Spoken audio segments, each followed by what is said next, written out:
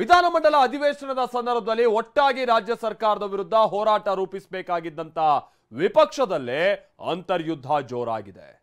ಕಳೆದ ಬೆಳಗಾವಿ ಅಧಿವೇಶನದಲ್ಲಿ ಹಳ್ಳ ಹಿಡಿದಿದ್ದಂತ ಬಿಜೆಪಿಯ ಒಗ್ಗಟ್ಟು ಈ ಬಾರಿಯೂ ಕೂಡ ಡೋಲಾಯಮಾನವಾಗೋ ಎಲ್ಲ ಲಕ್ಷಣಗಳು ಕಂಡು ಬರ್ತಾ ಇದೆ.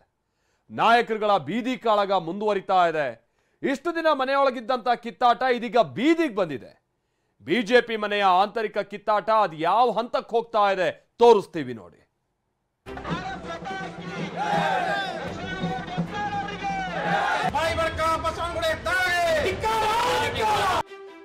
ಇಲ್ಲರೂ ನೀವೆಲ್ಲರೂ ಸ್ವಾರ್ಥಿಗಳೇ. ಅವ್ರು ಬಹಳ ಮಾತಾಡೋರು ನಾನು ಮುಂದೆ ಅದನ್ನ ಬಿಚ್ಚಿಟ್ಟೆ ಅಂದ್ರೆ ಅವ್ರದೆಲ್ಲ ಬಣ್ಣ ಬಯಲಾಗ್ತದೆ. ಇದು ಅಶಿಸ್ತು ಅಂತ ನಾನು ಹೇಳಲಿಕ್ಕೆ ಇಷ್ಟಪಡ್ತೇನೆ. ಅಟ್ಟೆ ಗಾಬರಿಯಾಗಾರ ಸದಾನಂದ ಗೌಡ ಇಂಥವರು ನಮ್ಮ ಪಾರ್ಟಿಯಲ್ಲಿ ಇರ್ಲಿಕ್ಕೆ ಅವರು ಖಂಡಿತ ಯೋಗ್ಯರಲ್ಲ. ಸುಮ್ಮನೆ ಬಾಯಿ ಮುಚ್ಕೊಂಡು ಕುಂಡ್ರದು ಒಳ್ಳೇದು.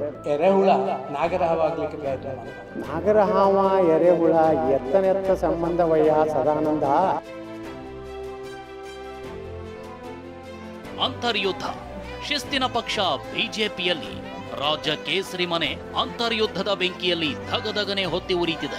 ಡಿಕ್ಕಿಗೊಬ್ಬರು ನಿಂತು ಪಕ್ಷದ ನಾಯಕತ್ವದ ವಿರುದ್ಧ ತೊಡೆ ತಟ್ತಿದ್ದಾರೆ. ಅದ್ಯಾವ ಮಟ್ಟಿಗೆ ಅಂದ್ರೆ ದಿಲ್ಲಿ ನಾಯಕರು ಕೂಡ ದಿಗಿಲಿಗೆ ಬಿದ್ದು ಇದ್ದ ತಲೆ ಹಾಕದಂತಾಗಿದೆ. ಇಷ್ಟು ದಿನ ಒಳಗೊಳಗೆ ಇದ್ದ ಕ್ರೋಧ ಈಗ ಹಾದಿ ಬೀದಿಯಲ್ಲಿ ಸಿಡಿಯತೊಡಗಿದೆ.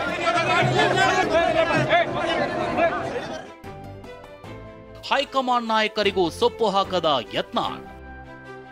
ಯತ್ನಾಳ್ ಪ್ರತ್ಯೇಕ ಹೋರಾಟಕ್ಕೆ ಸದಾನಂದ ಗೌಡ ಸಿಡಿಮಿಡಿ. ಬಾಯಿ ಮುಚ್ಕೊಂಡಿರಿ, ಇಲ್ದಿದ್ರೆ ಬಂಡವಾಳ ಬಯಲೆಂದ ಯತ್ನಾಳ್. ವಕ್ಫ್ ವಿರುದ್ಧ ಯತ್ನಾಳ್ ನಡೆಸ್ತಿರೋ ಪ್ರತ್ಯೇಕ ಹೋರಾಟ ಬಿಜೆಪಿಯ ಬಣ ಬಡಿದಾಟವನ್ನ ಬೀದಿಗೆ ತಂದಿದೆ. ಈಗಾಗಲೇ ವಿಜಯೇಂದ್ರ, ಯಡಿಯೂರಪ್ಪ, ರೇಣುಕಾಚಾರ್ಯ ಸೇರಿದಂತೆ ಅನೇಕ ನಾಯಕರು ಯತ್ನಾಳ್ ವಿರುದ್ಧ ಗುಟ್ರು ಹಾಕಿದ್ದಾರೆ. ಇದ್ಯಾವುದಕ್ಕೂ ತಲೆ ಕೆಡಿಸಿಕೊಳ್ಳದ ಯತ್ನಾಳ್ ಆನೆ ನಡೆದಿದ್ದೇ ಹಾದಿ ಅಂತ ಘರ್ಜಿಸ್ತಲೇ ತಂಡ ಕಟ್ಕೊಂಡು ರಾಜ್ಯ ಸುತ್ತುತ್ತಿದ್ದಾರೆ. ಇದೀಗ ಇದೇ ವಿಚಾರಕ್ಕೆ ಮಾಜಿ ಸಿಎಂ ಸದಾನಂದ ಗೌಡ ಕೂಡ ಬೇಸರ ಹೊರ ಹಾಕಿದ್ದಾರೆ. ಜೊತೆಗೆ ಪಕ್ಷದಲ್ಲಿನ ಹುಳುಕನ್ನ ಬಾಯ್ಬಿಟ್ಟು ಹೇಳಿದ್ದಾರೆ. ಕರ್ನಾಟಕ ರಾಜ್ಯದ ಭಾರತೀಯ ಜನತಾ ಪಾರ್ಟಿಯ ಇತಿಹಾಸದಲ್ಲಿ ಪಕ್ಷದ ಆಂತರಿಕ ಗೊಂದಲಗಳು ಬೀದಿಗಳಲ್ಲಿ ಇವತ್ತು ಬಂದಿರುವಂತದ್ದು ಇದೇ ಪ್ರಥಮ ಬಾರಿ. ಇದು ಭಾರಿ ನೋವಿನ ಸಂಗತಿ. ಇಷ್ಟಕ್ಕೆ ಮಾತು ನಿಲ್ಲಿಸದ ಡಿವಿಎಸ್ ಯತ್ನಾಳ್ ಪ್ರತ್ಯೇಕ ಹೋರಾಟದ ವಿರುದ್ಧವೂ ತಮ್ಮ ಸಿಟ್ಟು ಹೊರಹಾಕಿದ್ದು ಅಶಿಸ್ತಿನಿಂದ ವರ್ತಿಸೋರು ಪಕ್ಷದಲ್ಲಿರಲು ಯೋಗ್ಯರಲ್ಲ ಅಂದಿದ್ದಾರೆ. ಈ ಮಾತಿಗೆ ಕೆರಳಿ ಕೆಂಡವಾಗಿ ಯತ್ನಾಳ್ ಸದಾನಂದ ಗೌಡರು ಬಾಯಿ ಮುಚ್ಕೊಂಡಿರಬೇಕು ಅಂತ ಗುಡುಗಿದ್ದಾರೆ.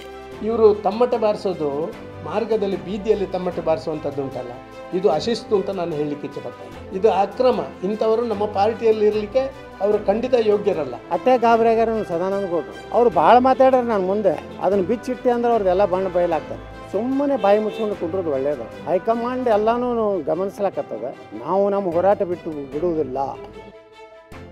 ದೆಹಲಿಗೆ ಹೋಗಿ ಎಂದ ಡಿವಿಎಸ್ ನಿಮಗ್ಯಾಕೆ ಗಾಬರಿ ಅಂತ ಯತ್ನಾಳ್ ತಿರುಗೇಟು. ದಯವಿಟ್ಟು ನಿಮ್ಮ ಟೀಮು ಇಲ್ಲಿ ಬೀದಿಗೆ ಹೋಗೋ ಬದಲು ಆ ಒಂದು ಫ್ಲೈಟ್ ಹತ್ತಿ ಡೆಲ್ಲಿಗೆ ನಮ್ಮ ಸೀನಿಯರ್ ಅಲ್ಲಿಗೆ ಹೋಗಿ. ಎರಡು ಬಣಗಳು. ಇಲ್ಲರೂ ನೀವು ಸ್ವಾರ್ಥಿಗಳು. ಇಲ್ಲರೂ ನೀವೆಲ್ಲರೂ ಸ್ವಾರ್ಥಿಗಳೇ. ನಾವೇನು ರಾಜ್ಯಾಧ್ಯಕ್ಷ ಆಗಬೇಕು, ಮುಖ್ಯಮಂತ್ರಿ ಅಭ್ಯರ್ಥಿ ಆಗಬೇಕಂತ ಹೋರಾಟ ಅಲ್ಲ, ಮತ್ತು ಯಾವುದೇ ಕುಟುಂಬದ ವಿರುದ್ಧ ಹೋರಾಟ ಅಲ್ಲ. ಇವ್ರು ಯಾರೂ ಗಾಬರಿ ಆಗೋವಂಥದ್ದು ಬೇಕಾಗಿಲ್ಲ. ಅದು ಗಾಬರಿ ಆಗ್ತೀರಿ ನಾವು ನಿಮ್ಮ ಬಗ್ಗೆ ಮಾತಾಡಲ್ಲ. ಸದಾನಂದ ಗೌಡದ್ದು ಏನೈತೆ ಕೆಲಸ? ಏನೂ ಇಲ್ಲ. ಎರೆಹುಳು ಕತೆ ಹೇಳಿದ ಡಿವಿಎಸ್ಗೆ ಯತ್ನಾಳ್ ಪ್ರವಚನ. ಯಾವಾಗಲೂ ಎರೆಹುಳಾಗಿಯೇ ಮಣ್ಣಿನ ಸಂಪತ್ತನ್ನು ಹೆಚ್ಚು ಮಾಡಬೇಕು ಹೊರತು ಎರೆಹುಳ ನಾಗರಹವಾಗಲಿಕ್ಕೆ ಪ್ರಯತ್ನ ಮಾಡಬೇಕು. ನಾಗರಹಾವ ಎರೆಹುಳ ಎತ್ತನೆತ್ತ ಸಂಬಂಧವಯ್ಯ ಸದಾನಂದ. ನಿನಗೂ ನಿನ್ನ ಮಾತಾಡಿದ ಕೃತಿಗೂ ನಿನ್ನ ನಾಲಿಗೆಗೂ ಎತ್ತನೆತ್ತ ಸಂಬಂಧವಯ್ಯ ಸದಾನಂದ. ಬಿಸಿ ಪಾಟೀಲ್ ಯತ್ನಾಳ್ ಮಧ್ಯೆ ಒಪ್ಪಂದದ ವಾರ್. ಪಕ್ಷದ ಕಾರ್ಯಕರ್ತರು ಹುಮ್ಮಸ್ಸಾಗಿದ್ದಾರೆ. ಪಕ್ಷದ ಕಾರ್ಯಕರ್ತರು ಕೇಳ್ತಾ ಇದ್ದಾರೆ, ಎಲ್ಲಿ ಹೋದಲ್ಲಿ ಆ ಬಸವನಗೌಡ ಪಾಟೀಲ್ ಅವ್ರ ಬಾಯಿಗೆ ಬೀಗ ಹಾಕ್ಸಿ ಸರ್, ಹೈಕಮಾಂಡ್ ಏನು ಮಾಡ್ತಾ ಇದೆ ಅಂತೇಳಿ ಜನ ಕೇಳ್ತಾ ಇದ್ದಾರೆ. ಇವತ್ತು ಇವರು ಎಲ್ಲೋ ಒಂದು ಕಡೆ ಒಳ ಒಪ್ಪಂದ ಮಾಡಿಕೊಂಡು ಕಾಂಗ್ರೆಸ್ನವ್ರ ಜೊತೆಗೆ ಇವತ್ತು ಭಾರತೀಯ ಜನತಾ ಪಕ್ಷವನ್ನು ಬೈಕೊಂಡು ಹೋದರೆ ಕಾರ್ಯಕರ್ತರು ಸುಮ್ಮನೆ ಇರೋದಿಲ್ಲ. ಯಾವಾಗ ನಾವು ಹೋರಾಟ ಮಾಡಕತ್ತೀವಿ ವಿಧಾನಸಭೆದಾಗ ಒಬ್ಬ ರಾಜ್ಯಾಧ್ಯಕ್ಷ ಹೋಗಿ ಡಿ.ಕೆ. ಶಿವಕುಮಾರ್ ಕಡೆ 20 ಪತ್ರ ಸಹಿ ಮಾಡಿಸ್ಕೊತ ನಮ್ಮ ಮುಂದೆ ನನ್ನ ಬಳಿ ವಿಡಿಯೋ ಇದೆ. ನನ್ನ ಬಗ್ಗೆ ಹೇಳ್ತಾನೆ ನಾವು ಬಿಸಿ ಪಾಟೀಲು ನಾವು ಕಾಂಗ್ರೆಸ್ ಜೋಡ ಕೂಡಿ ಅಂತೇಳಿ ಅಂತ ಹಲ್ಕ ಕೆಲಸ ನಾವು ಮಾಡೋದಿಲ್ಲ. ಹೀಗೆ ಬಡಿದಾಟದ ಬೇಗುದಿ ಕೊತನೆ ಕುದೀತಿದ್ರೆ ಅರವಿಂದ್ ಬೆಲ್ಲದ್ ಪಕ್ಷಕ್ಕೆ ಯತ್ನಾಳ್ ಬೇಕು ಅಂತಿದ್ದಾರೆ. ಸ್ವಲ್ಪ ಗುಂಪುಗಳು ಇದಾವೆ, ಎಲ್ಲರೂ ಕೂಡಿ ಅದನ್ನು ಮಾತಾಡಿ ಬಗೆಹರಿಸ್ಕೊಳ್ಳೋಂಥ ಅವಶ್ಯಕತೆ ಐತೆ. ಅದನ್ನು ನಾವು ಮಾಡ್ಕೊತೇವೆ ಪಕ್ಷದಲ್ಲಿ. ಟೈಮ್ ನೋಡಿ ಅವ್ರು ಕರೆದು ಬಗೆಹರಿಸ್ತಾರೆ ಇವನ್ನೆಲ್ಲ. 100%. ಶಿಸ್ತಿನ ಪಕ್ಷದಲ್ಲಿ ನಾಯಕರ ಅಶಿಸ್ತಿನ ವಾಗ್ಯುದ್ಧ.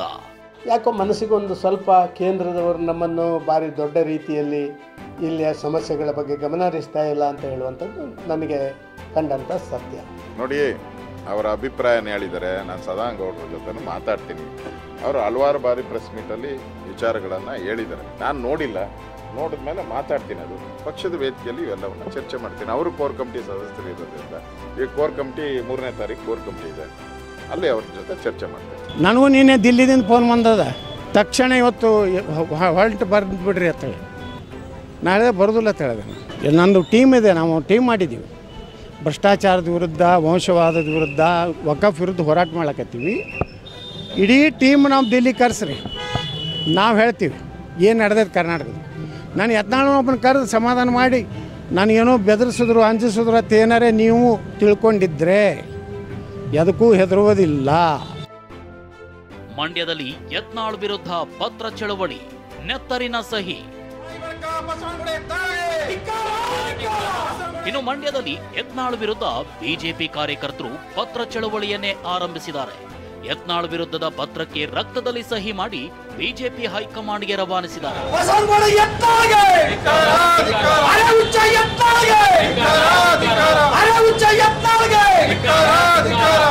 ಮತ್ತೊಂದು ಕಡೆ ವಿಜಯೇಂದ್ರ ಆಪ್ತರು ಮಧ್ಯ ಕರ್ನಾಟಕದಲ್ಲಿ ಬೃಹತ್ ಸಮಾವೇಶಕ್ಕೆ ಪ್ಲಾನ್ ಮಾಡಿಕೊಂಡಿದ್ದಾರೆ. ಇನ್ನು ಮಹಾರಾಷ್ಟ್ರ ಚುನಾವಣೆ ಮುಕ್ತಾಯವಾದ ಬಳಿಕ ರಾಜ್ಯದ ಕಡೆ ಬಿಜೆಪಿ ಹೈಕಮಾಂಡ್ ಗಮನ ಹರಿಸಿದಂತಿದ್ದು, ಡಿಸೆಂಬರ್ 2 ಮತ್ತು 3ರಂದು 2 ದಿನ ರಾಜ್ಯ ಕೋರ್ ಕಮಿಟಿ ಸಭೆ ನಡೆಯಲಿದೆ. ಬಿಜೆಪಿ ರಾಷ್ಟ್ರೀಯ ಪ್ರಧಾನ ಕಾರ್ಯದರ್ಶಿ ತರುಣ್ ಚುಗ್ ರಾಜ್ಯದ ಬೆಳವಣಿಗೆ ಬಗ್ಗೆ ಹೈಕಮಾಂಡ್ಗೆ ವರದಿ ಸಲ್ಲಿಸಲಿದ್ದಾರೆ. ವಿಜಯಪುರದಿಂದ ಅಶೋಕ್ ಜೊತೆ ಕಿರಣ್ ಹನ್ಯಡ್ಕ, TV9 ಬೆಂಗಳೂರು.